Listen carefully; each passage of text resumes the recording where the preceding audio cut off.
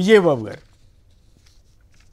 ఇప్పుడు మొదట చెప్పిన సంఘటనకి రెండవది మీరు చెప్పారు, అంటే ఈ రెండిటికి కూడా లింక్ ఉందండి. గమనించాల్సింది ఏంటంటే, సరే ఇప్పుడు వైఎస్ఆర్సిపి పట్ల కొంత సమాజంలో వాళ్ళ ఎక్స్పెక్టేషన్స్ ఆయన రీచ్ అవ్వలేదనో మరి కారణాలు ఏమో తెలియదు, కానీ మొత్తంగా అయితే కొంత ఒక నెగిటివిటీ అనేటువంటిది వచ్చింది. కాబట్టి ఆ ప్రాతిపదిక అంతే తప్ప చంద్రబాబు నాయుడు గారి మీద లేకపోతే వాళ్ళ కూటమి నాయకుల మీద అభిమానంతో అయితే ఈ ప్రభుత్వం రాలేదనేది వారికి తెలుసు, జనాలకి కూడా తెలుసు.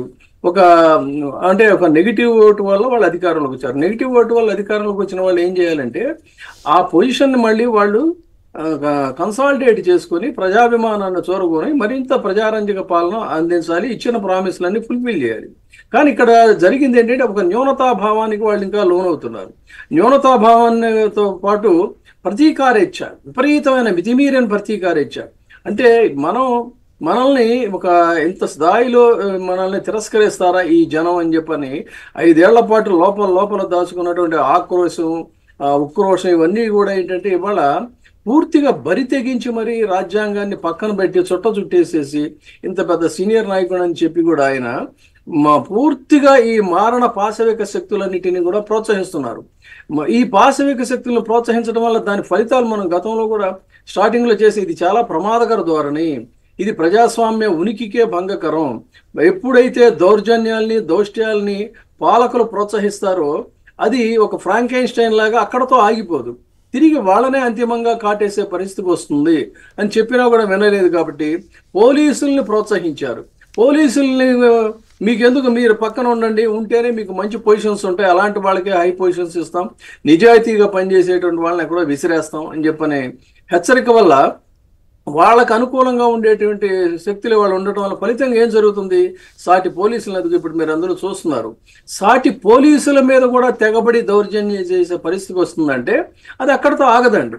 ఇవాళ ప్రత్యర్థుల మీద దాడితో ప్రారంభమైంది, చాలా బాగుంది, శభాష్, రక్తం చిందిస్తూ ఆనందించడం. క్రమంగా అది అడ్డుకునే పోలీసుల మీదకి వెళ్ళింది. పోలీసుల మీద నుంచి అంతిమంగా ఏ ప్రామిసులు అయితే చేసి విపరీతంగా ఎప్పటిముప్పటిగా మీకు అది చేస్తాం ఇది చేస్తాం అన్నారో ఆ ప్రామిసులు ఫెయిల్ అయినప్పుడు తిరిగి వాళ్ళ మీదకి వెళ్ళే పరిస్థితి వస్తుంది. ఇలా అంచెలంచెలుగా అది 1000 తలల పాములాగా ఇదవుతుంది, బుస కొడుతుంది తప్ప దాన్ని ఎవరు కూడా కంట్రోల్ చేసే పరిస్థితి ఉండదు. అంతే తప్ప ఒక్క జగన్మోహన్ రెడ్డి గారికి అధికారం కోల్పోయాడు కాబట్టి ఆయన మళ్ళీ లేవకుండా తొక్కేయాలని చెప్పని ఇంత విలయాన్ని సృష్టించాలా, ఇంత హింసను ప్రేరేపించాలా, ఇంత అరాచకాన్ని సృష్టించాలా, ఇదేనా పరిపాలన అంటే? దీనికోసమైనా మీకు ఇవాళ అధికారం అనేటువంటిది వచ్చింది.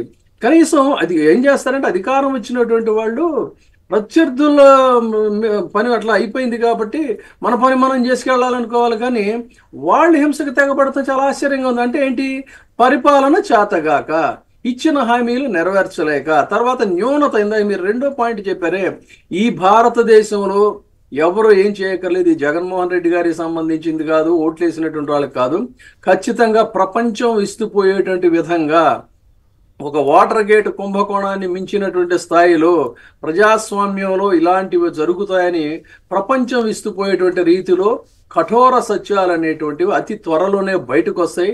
బయటకు వచ్చినప్పుడు ఈ బండారం బద్దలవుతుంది.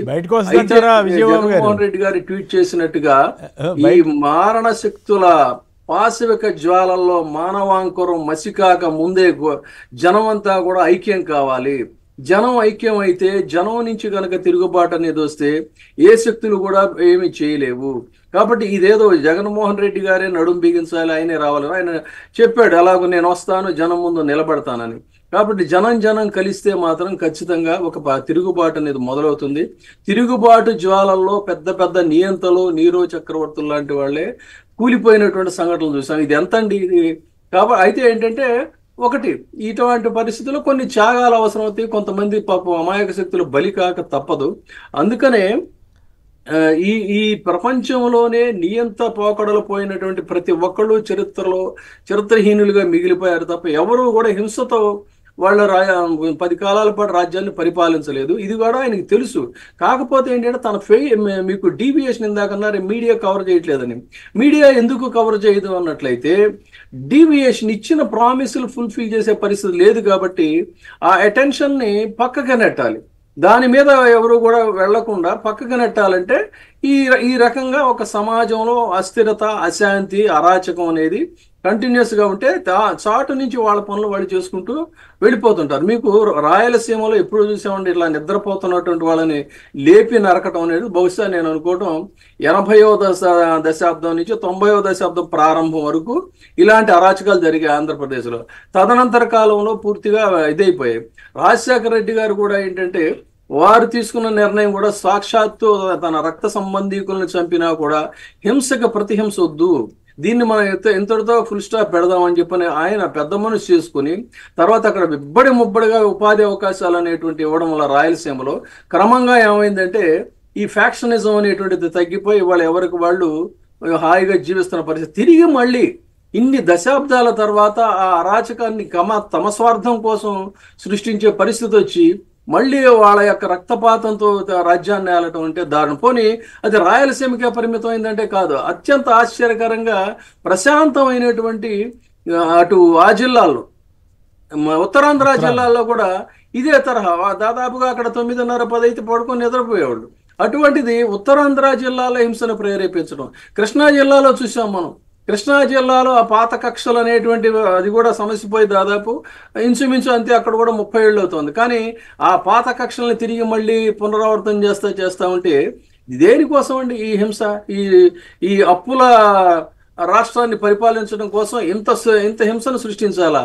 ఇంత హింసను సృష్టిస్తే తప్ప మీ పరిపాలన సాగదా? లేదు అంటే మీలో నరాల్లో గతంలో పురోధి చేసుకున్నటువంటి ఆ ఆవేశం అది ఇంకెంత రక్తాభిషేకం చేస్తే పోనీ సాటిస్ఫై అవుతుందో తెలిస్తే పోనీ వాళ్లే తీసుకొచ్చి మీకు పాత్రలతో మీకు రక్తాభిషేకం చేస్తారు.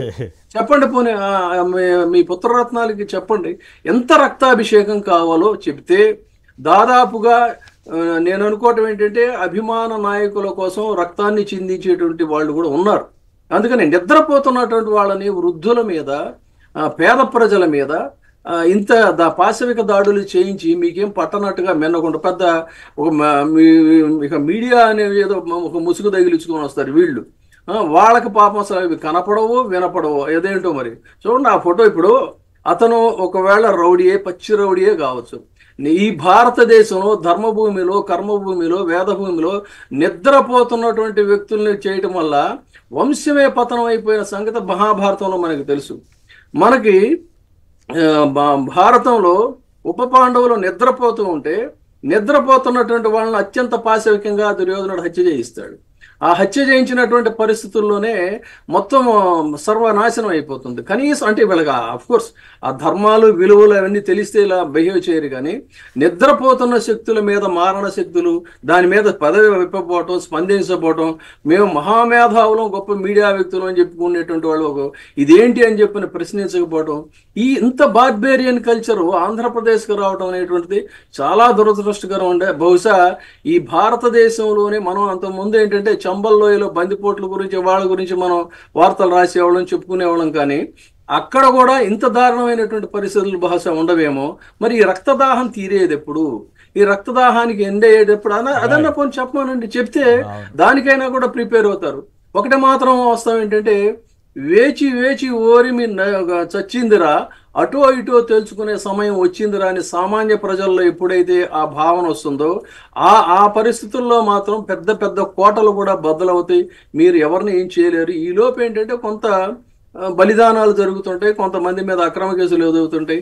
ఇవన్నీ కూడా రాజకీయాల్లోకి లేకపోతే దాన్ని ప్రశ్నించాలనుకుని ప్రిపేర్ అయినటువంటి వాళ్ళకి అదేం పెద్ద ఆశ్చర్యం కాదు, దానివల్ల ఇబ్బంది కూడా ఉండదు. కానీ ఈ అరాచకాలను మాత్రం చరిత్రలో మీరు ఎలా మిగిలిపోతారు అనేది మాత్రం ఊహించుకోండి.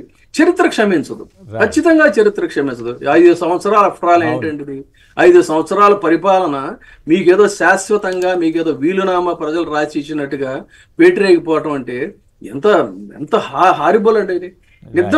నిద్రపోయేటువంటి వాళ్ళని గుడికి వెళ్తున్న గుళ్ళో వాళ్ళ నిన్న అతను చెప్తున్నాడు, గాయపడినటువంటి వ్యక్తి గుడికి వెళ్తున్నటువంటి వాడిని కూడా గుళ్ళో కూడా చంపారు. అంటే వీళ్ళకి ఒక పాపభీతి లేదు, దైవభీతి లేదు, ఏ భీతి లేనటువంటి శక్తులు అనమాట.